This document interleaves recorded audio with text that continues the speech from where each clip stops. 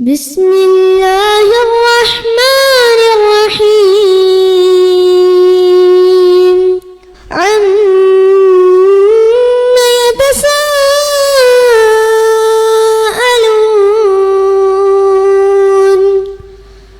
عن النبأ العظيم الذي هم فيه مختلفون كلا سيعلمون ثم كلا سيعلمون. அஸ்ஸலாமு அலைக்கும் வரஹ்மத்துல்லாஹி வபரகாத்துஹு. அன்பிற்குரிய சகோதர சகோதரிகளே, நம்முடைய அமல்களை அழகாக்குவோம் என்ற தலைப்பின் கீழ் கடந்த 4 நாட்களாக சில தகவல்களை பெற்று வந்தோம். அதில் பிரதானமாக எந்த ஒரு அமலாக இருந்தாலும் செயலாக இருந்தாலும் எண்ணம் என்பது மிக மிக அவசியமான ஒன்று. அந்த எண்ணத்தை பொறுத்தளவிற்கும் இறைவனுக்காக என்று இல்லாவிட்டால் அது நாம் செய்கிற அமலே நமக்கு தீங்காக மாறுவதாக நபிகள் பெருமானார் சில இடங்களில் நமக்கு குறிப்பிட்டு காட்டுகிறார்கள். குறிப்பாக அல்லாஹ் ரப்பல் ஆலமீன் நமக்கு என்ன கட்டளை என்று சூரத்துல் பையினா சான்று என்ற அந்த அத்தியாயத்திலே சொல்லும் பொழுது, வமா உமிரு இல்லா லியஅபுதுல்லாஹ முஹ்லிஸீன லஹுத்தீன ஹுனஃபாஅ வயுகீமு ஸலாத்த வயுத்து ஸகாத்த வஸாலிக தீனுல் கையிமா.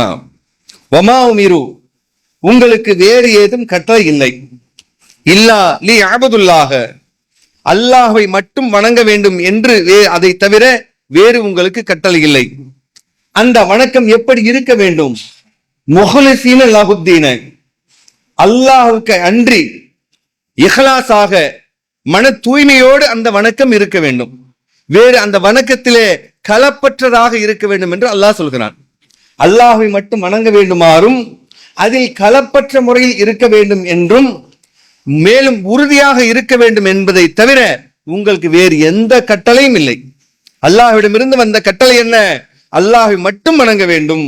வயுகீமு ஸலாத்த வயுத்து ஸகாத்த, அவனை நின்று வணங்க வேண்டும், ஜக்காத்தை கொடுக்க வேண்டும். வஸாலிக தீனுல் கையிமா, இதுவே நேரான வழி. இவ்வளவுதான்.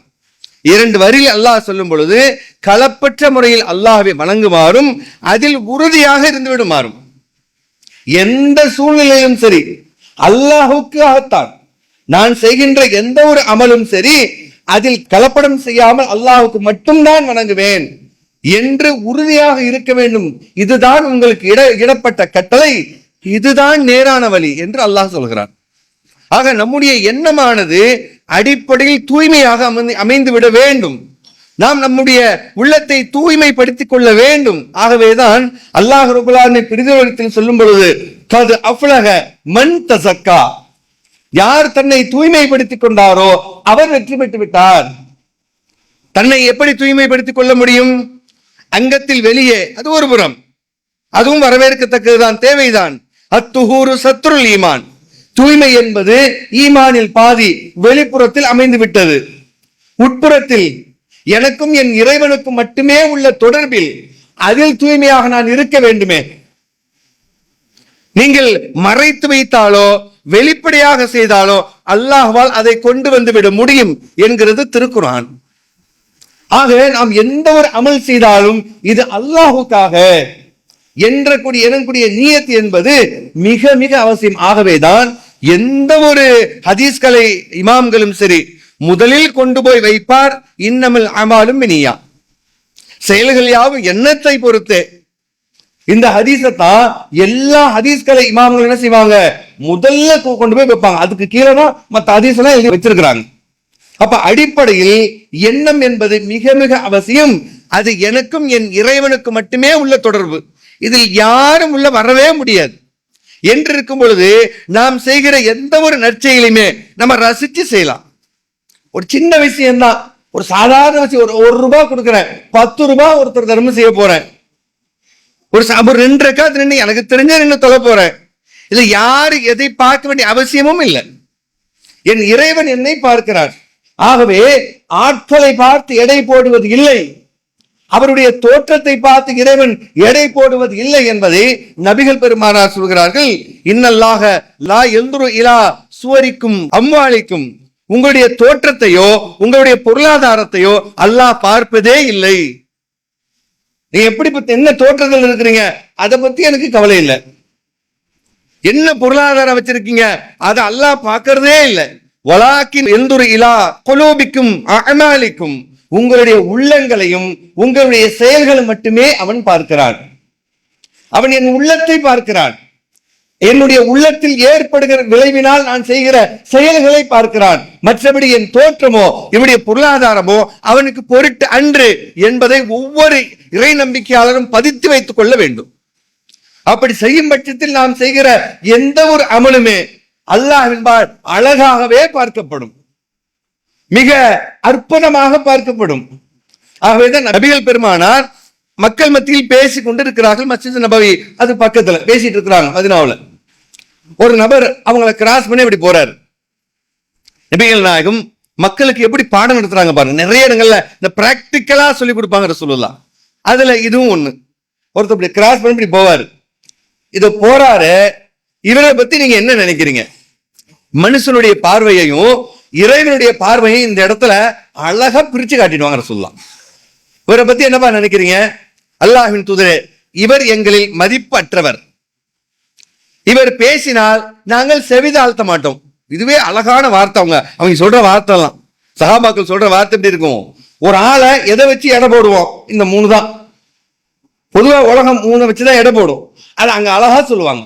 அல்லாஹ்வின் தூதரே, இவர் பேசினால் நாங்கள் செவிதாழ்த்த மாட்டோம். இவருக்கு மதிப்பே இல்லை, முடிஞ்சு போச்சா? இரண்டாவது, இவர் பரிந்துரைத்தால் ஏற்றுக்கொள்ளவே மாட்டோம். இவர் பேசுறதே கேட்க மாட்டோம். அங்கே அப்புறம் எங்க ரெக்கமெண்டேஷன்? அப்ப இரண்டாவது ஒரு லெவல், அந்த மதிப்பும் இல்லை. மூன்றாவது, இவர் பெண் கேட்டால் நாங்கள் கொடுக்கவே மாட்டோம். அப்படியா? நபிகளான் கேட்டுட்டு மௌனமா இருந்துருவாங்க. சில மணித்துளிகளில் இன்னொரு நபர் அப்படியே அவர்களை குறுக்கிட்டு செல்வார். அவரை சுட்டிக்காட்டி, இவர் குறித்து உங்கள் மதிப்பு என்ன? அல்லாஹ்வின் தூதரே, இவர் பேசினால் நாங்கள் செவிமடுப்போம், கேட்போம். அவர் பேச என்னமோ சொல்றாரு, கேளுப்பா, கேட்போம், மதிப்பு மிக்கவர். இரண்டாவது, இவர் பரிந்துரைத்தால் அந்த பரிந்துரை நாங்கள் ஏற்றுக்கொள்வோம். அவர் அவ்வளவு எங்களை அதிகாரம் படைத்தவர், மதிப்பு மிக்கவர். மூன்றாவது, பெண் கேட்டால் தாராளமாக கொடுப்போம் என்று இவரை பற்றியும் இருவரை பற்றி அந்த சபையில் நபிகளார் கேட்டு அதனால் சொன்னார்கள். நபிகளார் சிறிது நேரம் மௌனமாக இருந்துவிட்டு பின்னர் சொல்வார்கள், நீங்கள் இரண்டாம் அவர் ஒருவரை சொன்னீர்களே, மதிப்பு மிக்கவராக, அவரை போன்ற மனிதர்கள் இந்த உலகம் முழுவதும் நிரம்பி இருந்தாலும், இன்னைக்கு 709 கோடி மக்களும் அதே மாதிரி இருந்தாலும், அவரை விட முன்பு சென்றவர் சிறந்தவர். அப்ப இறைத்தூருடைய பார்வை எப்படி இருந்தது? அவருடைய தோற்றத்தை பார்த்து, அவருடைய பொருளாதாரத்தை பார்த்து இல்லாமல், இறைவன் எதற்காக ஒருவனை நேசிப்பானோ அந்த விதத்தில் நபிகளாருடைய பார்வை இருந்து 750 கோடி மக்களை விட அன்றைக்கு குறைவாக இருந்திருக்கலாம். உலகம் நிரம்பி மக்கள் இருந்தாலும் அதை விட ஒரு இறை நம்பிக்கையாளன் என்பவன் சிறந்தவனாக பார்க்கப்படுகிறான் என்ற ஒரு செய்தியை அந்த இடத்தில் நபிகளார் பதிவிடுகிறார்கள். அப்ப இதன் மூலம் நாம் பெறுகிற பாடம் என்ன? நம்முடைய ஆடையோ, நம்முடைய பொருளாதாரமோ, நம்மிடம் இருக்கிற இன்ன பிற வசதிகளோ, இவைகள் எல்லாம் எனக்கு இறைவன் தந்த ஒரு ஒன்று, அவ்வளவுதான். இதை வைத்து என்னை யாரும் எடை போட தேவையில்லை. இறைவன் முன்னால் நான் நிற்கும் பொழுது நான் இறைவனது அடிமை என்கிற எண்ணம் இருக்கிறது, அதுதான் உயர்த்த வைக்கும். இதுதான் நபிகள் நாயகம் சொல்ல சொன்னாங்க. லா துத்ரூனி கமா அத்ரத்தின் நஸார ஈஸா இப்னு மரியம், மரியமின் மகன் ஈசாவை உயர்ந்து புகழ்ந்ததை போல என்னை புகழ்ந்து விடாதீர்கள். அன அபுதுஹு வ ரசூலுஹு, நான் அவனது அடிமை, அவனது தூதர் என்பதை தவிர வேறு ஒண்ணுமே இல்லை, அவ்வளவுதான். அது மிகப்பெரிய இடம். அல்லாஹ்வுடைய தூதர் என்கக்கூடிய இடம் என்பது சாதாரண மனிதர்களால் நிரப்பிவிட முடியாத மிகப்பெரிய இடம். ஆனாலும் அவர்கள் இறைவன் முன்னால் நான் ஒரு அடிமை என்கிற அந்த பண்புதான் அந்த இறை தூதர் என்கிற உயர்ந்த பண்பிற்கு கொண்டு போய் சேர்த்தது. ஆக நம்முடைய செயல்கள், நம்முடைய எண்ணம் எப்பொழுதும் எப்படி இருக்க வேண்டும்? இறைவனுக்காக. நம்மிடம் தனிப்பெரும் ஆற்றல் சிறப்பு என்று ஏதேனும் நாம் உணர்ந்தால் கூட அது இறைவன் எனக்கு தந்த ஒரு பிச்சை. அதனால்தான் ஹாதா மின் ஃபதுலி ரப்பி, உலகத்தில் தனித்திறமையை சொல்லி பெருமை அடிப்பதற்கு ஒரு மனிதரை நம்முடைய பார்வையால் பார்க்க முடியும் என்றால் சுலைமான் அலைஹிஸ்ஸலாம். எவ்வளவு பெரிய ஆற்றல்! நபிகள் பெருமானாரே சொன்னார்களே, ஜின்னை நான் ஒரு நாள் கட்டி போடலாம் என்று எண்ணினேன். ஜின்னு ரொம்ப டிஸ்டர்ப் பண்ணிக்கிட்டே இருந்துச்சு, தொந்தரவு பண்ணிக்கிட்டே இருந்தது. மக்களுக்கு காட்டு மகிழ் கட்டி போட்டு விடலாம் என்று எண்ணினேன். ஆனால் சுலைமான் அலைஹிஸ்ஸலாம் கேட்ட பிரார்த்தனை எனக்கு நினைவுக்கு வந்தது.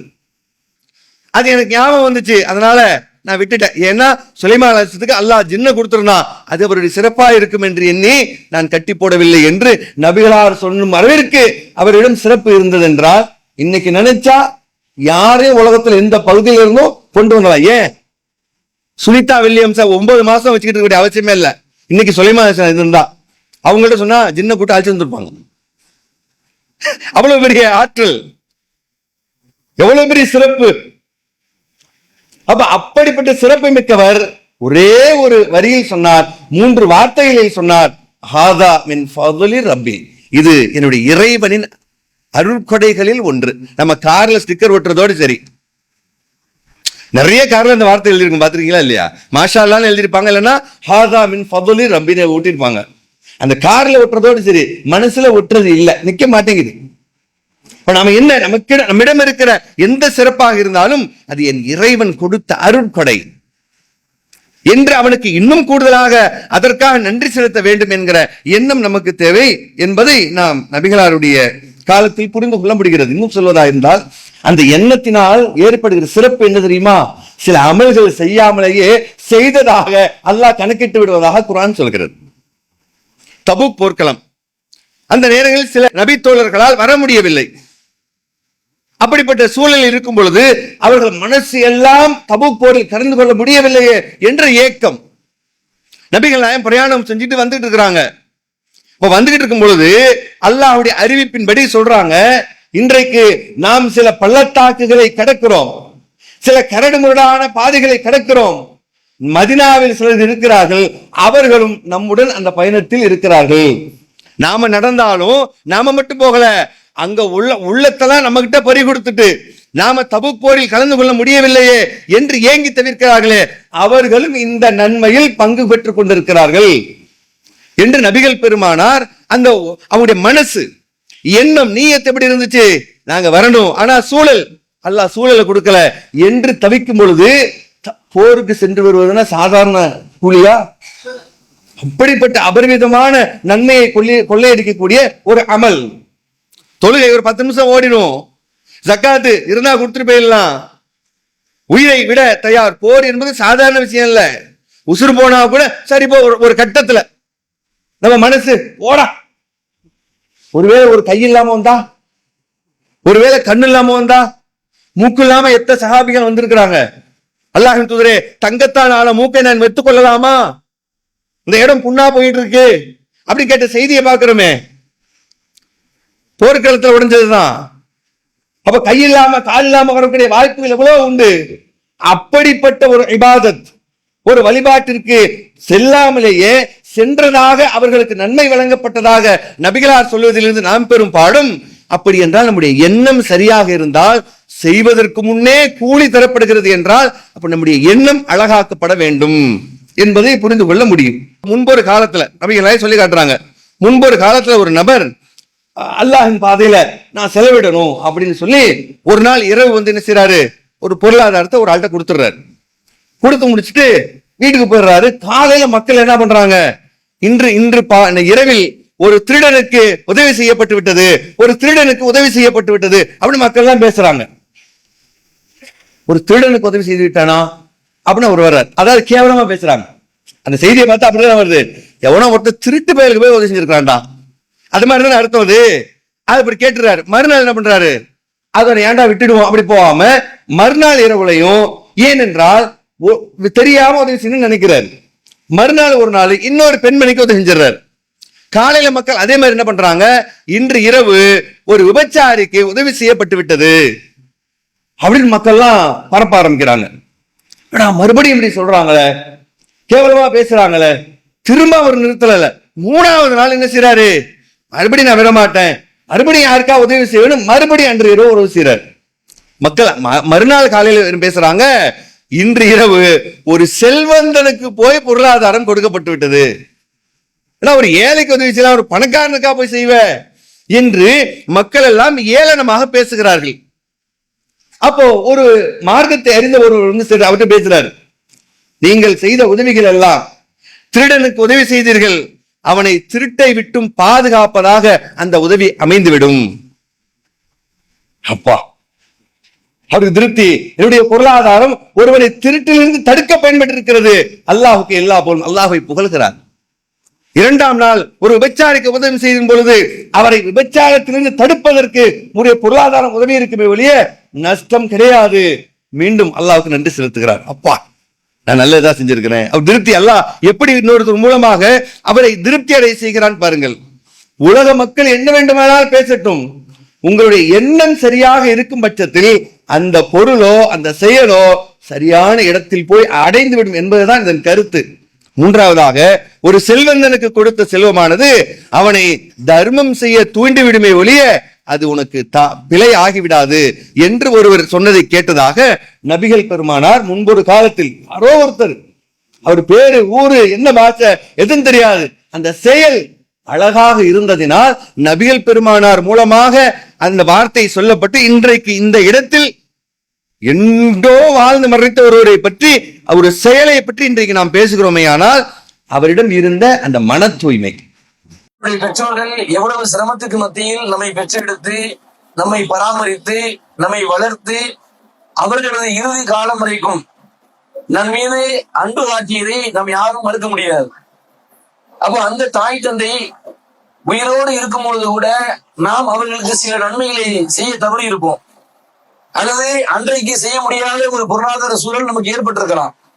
ஆனால் அதையெல்லாம் சரி செய்கிற வகையில நாம் நம்முடைய தாயின் பெயரிலோ அல்லது தந்தையின் பெயரிலோ அல்லாஹ்வுடைய ஆலயம் அமைவதற்காக நீங்கள் உங்களது பொருளாதாரத்தை கொடுத்தால் நாம் செய்கிற இந்த பொருளாதாரம் அவர்களே அல்லாஹ்வின் புறத்தில் உயர்த்தி விடுகிற சுடகத்தின் பால் நகர்த்துகிற ஒரு கேடயமாக இருக்கும். அதற்கு இன்ஷா அல்லாஹ் நாம் ஒவ்வொருத்தரும் இயன்ற அளவுக்கு ஒத்துழைப்பை கொடுப்போம். உங்களது தவறிவிட்ட உங்கள் தாய்க்கோ தந்தைக்காகவோ நீங்கள் அல்லாஹ்வின் பாதையில் தர்மம் செய்து அதை அவர்களுக்காக நீங்கள் நிகழ்த்திட வேண்டும் என்று கேட்டுக்கொள்கிறோம். உங்கள் அஸ்னான் மல்டி ஸ்பெஷாலிட்டி பல் மருத்துவமனை, பல் மற்றும் வாய் சம்பந்தப்பட்ட அனைத்து விதமான நோய்களுக்கும் எங்களிடம் சிறப்பு சிகிச்சை அளிக்கப்படும். அஸ்னான் மல்டி ஸ்பெஷாலிட்டி பல் மருத்துவமனை, கலெக்டர் அலுவலகம் அருகில், நாகர்கோவில். நீங்கள் அனாதை குழந்தைகளை ஆதரிக்க விரும்புகிறீர்களா? தந்தை இழந்து தரமான உணவின்றி நல்ல உடைகளின்றி சரியான வழிகாட்டுதலின்றி அனாதைகளாக வாழும் இந்த குழந்தைகளுக்கு உதவும் கரங்கள் தான் தாருல் இல்ம் உதவும் கரங்கள். அல்லாவின் உதவியால் 2010 10 குழந்தைகள் என்று ஆரம்பிக்கப்பட்ட இந்த உதவும் கரங்கள் சமூகத்தில் கவனிப்பாரற்று அதிகரித்து வரும் அனாதை குழந்தைகளை கருத்தில் கொண்டு தற்போது 160 குழந்தைகளுக்கு மேல் பொறுப்படுத்தி செயல்பட்டு வருகிறது. இவர்களின் கண்ணீரை துடைத்திட நீங்கள் தாராளமாக உதவுங்கள். உங்கள் ஜகாத் மற்றும் சதக்காவை அனுப்ப வேண்டிய முகவரி தாருல் இல்ம், நம்பர் 64, பார்த்தசாரை தெரு, பழைய வண்ணாரப்பேட்டை, சென்னை 21. வெப்சைட் தாருல் இல்ம் hh.com. தொடர்புக்கு 9840725020 9600055060. சுத்தமான பசும்பாலில் செய்யப்பட்ட பன்னீர் மற்றும் குல்ஃபி இப்போது உங்கள் அருகில் உள்ள கடைகள் மற்றும் சூப்பர் மார்க்கெட்டுகளில். சிவகங்கை மற்றும் ராமநாதபுரம் மாவட்டம் முழுவதும் டீலர்கள் வரவேற்கப்படுகிறார்கள். காசு போன நல்லா கொடுத்திருக்கிறான், நான் கொடுக்கணும்னு வந்துட்டேன், ஆனா வாங்கினாலும் எப்படியோ இருக்கிறான், அதை பத்தி ஒண்ணு இல்லை. என் எண்ணம் அங்கே நிறைவேறப்பட்டு விட்டது என்று சொன்னால் அந்த எண்ணத்திற்குரிய கூலியை பாருங்க. அப்ப செய்யக்கூடிய அமல் உலகத்திற்கு எப்படி காட்டப்பட்டாலும் சரி, அல்லாஹ்வின் பால் அது அழகாக்கப்பட்டதா இல்லையா? பேசின மக்கள்லாம் யாரு எனக்கு மறைஞ்சிட்டான், அவனை பத்தி இங்க பேசப்படல, ஆனா செஞ்ச செயலை பத்தி இன்னைக்கு பேசப்படுதா இல்லையா?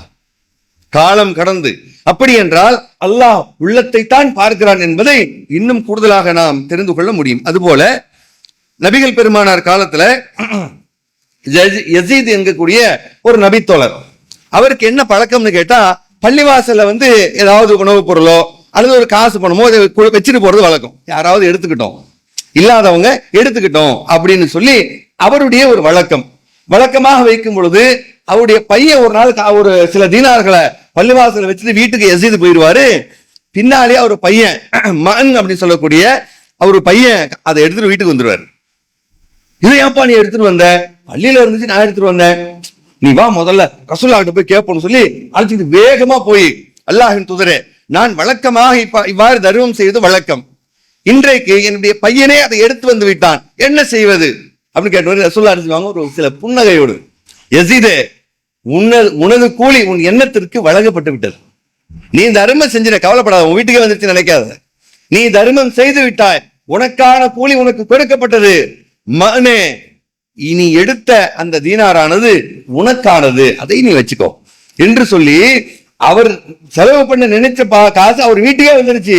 அப்படி வந்தாலும் சரி, உன் எண்ணம் தூய்மையாக இருக்கும் பட்சத்தில் அதற்கான கூலியை நீ பெற்றுவிட்டாய் என்று நபிகளார் சொன்னதில் இருந்து நாம் பெறுகிற பாடம், நாம் எந்த அமல் செய்தாலும் பொருளாதாரம் அதுக்கு ஒரு மாதிரியை கொண்டு போய் விட்டுரும்.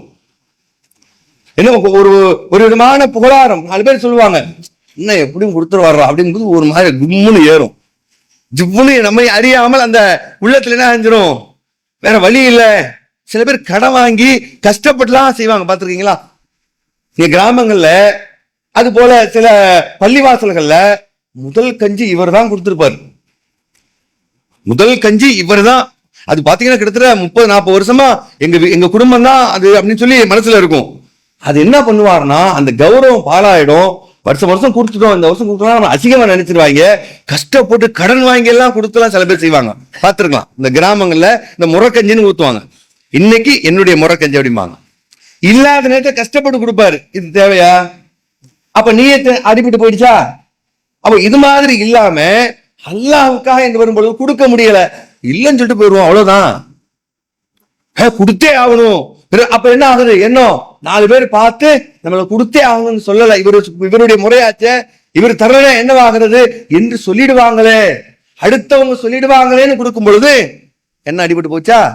அப்ப இத நபிகள் பெருமானார் பிரிதொரு இடத்தில் சொல்லும் பொழுது 3 நபர்கள் மறுமையில் வருவார்கள். 3 பேர் நபிகள் அல்லாஹ் ரப்பல் ஆலமீன் அழைப்பான். நிறைய பேர் வருவான். இந்த 3 பிரதானமா சொல்றாங்க. அதுல ஒரு ஆள் யாருன்னு கேட்டா செல்வந்தர், நிறைய காசு பணம் உள்ளவர். அப்போ அல்லாஹ் என்ன செய்யுமா, நான் அடிவானே, உனக்கு நான் செல்வத்தை வழங்கி இருந்தேன், நீ எனக்காக என்ன செய்தாய்? அப்ப அவர் சொல்லுவாரு, அல்லாஹ்வே, இறைவா, நான் எனக்கு கொடுத்த பொருளாதாரத்தை வாரி வாரி வழங்கினேன், மக்கள் கேட்டா அள்ளி அள்ளி கொடுத்தேன் அப்படின்னு தன்னுடைய செயலை அங்க எடுத்து கொடுப்பாரு. அப்ப அல்லாஹ் என்ன பண்ணுவான், இல்ல நீ கொடுத்ததான், ஆனா உன்னை செல்வந்தன் மக்கள் சொல்லணும், அந்த பெருமை உனக்கு இருந்துச்சு, அதனால நீ செய்த அமல் எல்லாம் அழகா இல்ல, அசிங்கமா போயிடுச்சு, போ நரகத்துக்கு. உலகத்திலேயே உன்னுடைய எண்ணம் எல்லாரும் உன்னை புகழ்ந்தாங்கல்ல, அதான தேவை, அது நடந்துருச்சே, போ, உன்னுடைய எண்ணம் சரியில்லை, உன்னுடைய செயல் நன்மையாக அல்ல தீமையாகி விட்டது, அல்லாஹ் நரகத்தை அனுப்பிடுமா. அது போல ஒரு நல்ல கல்வியாளர் வருவார், உனக்கு நான் அறிவாற்றலை கொடுத்திருந்தேன், என்ன செய்தாய்? இறைவான மக்களுக்கெல்லாம் கல்வியை போதிச்சேன், எடுத்து சொன்னேன் அப்படின்னு அவரை பற்றி அவர் எடுத்து சொல்லுவார். அல்லாஹ் என்ன பண்ணுவான், இல்ல உன்னுடைய எண்ணம் சரியில்லை, என்ன உன்னை எல்லாம் கல்வியாளர்னு போற்றணும், பெரிய பேச்சாளர்னு சொல்லணும், பெரிய ஆலிம்னு சொல்லணும், பெரிய தலைவர்னு சொல்ல, ஏதோ ஒன்று. அப்ப பெருமையை ஆசைப்பட்டாய், உலகத்துல சொல்லிட்டாங்க, அப்போ நீ போ நரகத்திற்கு. 3ஆவதாக ஒரு வருவார் ஷஹீது, தனக்கு அல்லாஹ்வுக்காக தன்னுடைய உயிரையே நீத்தவர், அவரை இறந்தவர்னு சொல்லக்கூடாது. வலா தக்கூலு லிமன் யுக்தலு ஃபீ சபீலில்லாஹி அம்வாத், அல்லாஹ்வின் பாதையில் கொல்லப்பட்டவரை இறந்து விட்டார் என்று சொல்லாதீர்கள். குர்ஆன் வசனம். சொல்லக்கூடாது, இறந்துட்டார் அவரு, அப்ப சொல்லக்கூடாது. ஏனென்றால் நீங்கள் அறியாத விதத்தில் பல் அஹ்யாஉம் வலாக்கின் லா தஷ்உரூன், நீங்கள் அறியாத வகையில் அவர்கள் உயிருடன் இருக்கிறார்கள். ஷஹீதுகள் அல்லாஹ்விடத்தில் செய்வாங்க, அவங்க ஒரு பறவையை போன்று சொல்லி அல்லாஹ் அவரு இப்போதைக்கு பறவையா இருந்து சொர்க்கத்துல அவங்க இருப்பாங்க. அதை பார்த்து ரசிச்சு கூட யாரெல்லாம் நான் உலகத்துக்கு போய் ஷஹீதானா இவ்வளவு நன்மை இருக்கு நான் போய் சொல்லிட்டு வர்றேன்னு கூட அவங்க கேட்பாங்க. அந்த அளவிற்கு ரம்மியமாக இருக்கும் என்ற தகவலை நம்ம பார்க்கிறோம். அப்படிப்பட்ட இறந்து விட்டார் செத்து விட்டார் என்று சொல்லக்கூட கூடாது, அவ்வளவு பெரிய உயர்ந்த இடம் என்கிற அந்த ஷஹீத் சொல்லுவார், உனக்கான உயிரே விட்டதான், ஆனா நீயத்து தப்பா போச்சே, எண்ணம் சரியில்லையே, உன் அமல் நாசமா போச்சு, போ நரகத்து நல்லா சொல்லிடுவோம். பெரும்பாலும் இந்த தகவலை நம்ம தெரிஞ்சுதான் வச்சிருப்போம். இந்த ஹதீஸ் ரொம்ப அருந்த பழைய செய்தியாக கூட நம்ம பார்க்கப்படலாம். ஆனால் அதிலிருந்து அந்த செய்தியை கற்றுக்கொண்டோமா? நாம் எந்த அமலை செய்தாலும் அடிப்படையில் இது அல்லாஹ்விற்காக, அல்லாஹ் ஏற்றுக்கொள்ள வேண்டும் என்கிற அந்த நியத்து இருந்ததுன்னு சொன்னால் நம்முடைய அமல்கள் எல்லாம் என்னவா இருக்கும்? அல்லாஹுக்காக. இதுக்கு என்ன பயிற்சி என்று பார்த்தால், நாம் அன்றாட வாழ்வியல் இருக்கக்கூடிய செயல்கள் இருக்குல்ல, அது அல்லாஹ் இணைச்சிக்கிட்டே இருந்தோம்னா அந்த ட்ரைனிங் நம்ம கிட்ட இருந்துகிட்டே இருக்கும். அப்போ என்ன பண்ணணும்? இப்படி அல்லாஹுக்காகத்தான் செய்கிறோம் என்ற நியத்து இருக்க வேண்டும் என்றால் அதற்கான பயிற்சி என்ன? ஒவ்வொரு செயலிலுமே நம்ம உண்கிறோம், உறங்குகிறோம், பருகுகிறோம். இப்ப இது மாதிரியான காலங்கள்ல அல்லாஹ்வுக்கு நன்றி செலுத்திக்கிட்டு இருக்கணும், அல்லாஹ் நினைச்சுக்கிட்டு இருக்கணும். அல்லாஹ் நம்ம நினைச்சா அவன் அல்லாஹ் நம்ம நினைக்கிறான் என்று நேற்றைய தினம் பார்த்தோம். ஆக நம்ம சாப்பிடுறோமா, பிஸ்மில்லா அல்லாஹ் பேரு சொல்லி சாப்பிடுறோம், பிஸ்மில்லா சொல்ல மறந்துட்டோம், உடனே என்ன பண்ணோம்? ஏன் ஞாபகப்படுத்துறோம்? அல்லாஹ் கொடுத்தது, இது நன்றி செலுத்தணும். பிஸ்மில்லாஹி ஃபீ அவ்வலிஹி வ ஆஹிரிஹி, இறைவா முதலுக்கும் கடைசிக்கும் நான் பிஸ்மில்லா சொல்றேன். அவ்வளவு முதல், ஆகிற கடைசி ரெண்டுக்கும். இப்ப கடைசி உணவு வச்சுட்டேன், ஏற்கனவே ஃபர்ஸ்டே எடுத்து வாயில வச்சிடல, அதுக்கும் சேர்த்து பிஸ்மில்லா சொல்லிட்டேன். சாப்பிட்டு முடிக்கிறோம், எவ்வளவு பெரிய சாப்பிட்டு முடிக்கிறோமே, இப்போ சாப்பிட்டுட்டோம் நினைக்கிறோம், எவ்வளவு பெரிய வேதியியல் மாற்றம் உடலில் நடக்கிறது. சாப்பிட்டுட்டு அல்ஹம்துலில்லாஹ் ஒரே வார்த்தையில சொல்லிடுறோம், அல்லாஹ்வுக்கே எல்லா புகழும் சொல்லிடுறோம். ஆனால் அந்த உணவு நம்முடைய உடலில் சென்று எவ்வளவு பரிணாமங்கள் அடைகிறது. சாப்பிட்டுட்டோமே, நம்முடைய சாப்பாடு அது, சாப்பிட்டு கரெக்டா போகணுமே. பெரியவங்க கூட சில பேர் சொல்லுவாங்க, மனித தெம்பு மலை தெம்புமாங்க. மனுஷன் தெம்பு என்ன நினைக்கிறீங்க? மலை தெம்பு தான். அது அது வயிற்றுல இருக்க வேண்டிய டயத்துக்கு இல்லைன்னு வைங்க, நாமளே இல்லை, சாப்பிட்டுறோம். அது மலம் ஒரு நாள் 2 நாள் வரலன்னா நம்ம நிலைமை என்ன? முடிஞ்சு போச்சு, ஒன்றும் பண்ண முடியாது. உடம்பு நம்ம இயக்கமே தடைப்பட்டு போயிடும். அல்லது சாப்பிட்டுறோம், நிக்கவே மாட்டேங்குது, சாப்பிட்ட உடனே போயிடுது, கை கால் வளவளத்து போயிருமே, ஒண்ணுமே இல்லையே. அதை அல்லாஹ் செமிக்க வைத்து அந்த உணவை எவ்வளவு அழகாக, அந்த மலக்குடலை பார்த்தா நீங்க வரைபடத்தை பார்த்தீங்கன்னா தெரியும். மற்ற குடல் மாதிரி அந்த மலக்குடல் இருக்காது. மற்ற குடல் அப்படியே மெல்லிசா அப்படி சுத்தி சுத்தி பின்னி இருக்கும். அப்படியே ஒரு பக்கமா இடதுபுறம் வந்து அப்படியே போய் இப்படி டிராவல் ஆகி பேக் சைடு போயிடும். அந்த மலக்குடல் வந்து கொஞ்சம் குண்டா, கொஞ்சம் ஒரு மாதிரி, அந்த பைய வித்தியாசமா, அது பாத்தீங்கன்னா புழு மாதிரி நெளிஞ்சுக்கிட்டே இருக்கும். நீங்க மருத்துவர்கள் கேட்டா சொல்லுவாங்க. அது என்னன்னு கேட்டா, நம்ம ஒரு ஒரு ஒரு டியூபை கையில வச்சிருந்து அதுக்குள்ள ஒரு கல்லை வச்சு இப்படி ஆட்டினா என்ன ஆகும்? அந்த கல் ஆட்டோமேட்டிக்கா டிராவல் ஆகி கடைசிக்கு போயிடும். அது மாதிரி அல்லாஹ் என்ன பண்ணிருக்கிறான், அந்த கழிவை அந்த குடல் பாத்தீங்கன்னா புழு மாதிரி அப்படி துள்ளிக்கிட்டே இருக்கும், லைட்டா அப்படி நெளிய அந்த நெளிவுல அப்படியே டிராவல் ஆகி அது பார்த்து கடைசி வந்து நம்மள கதவை தட்டிடுது. சாதாரண விஷயமே இல்லை.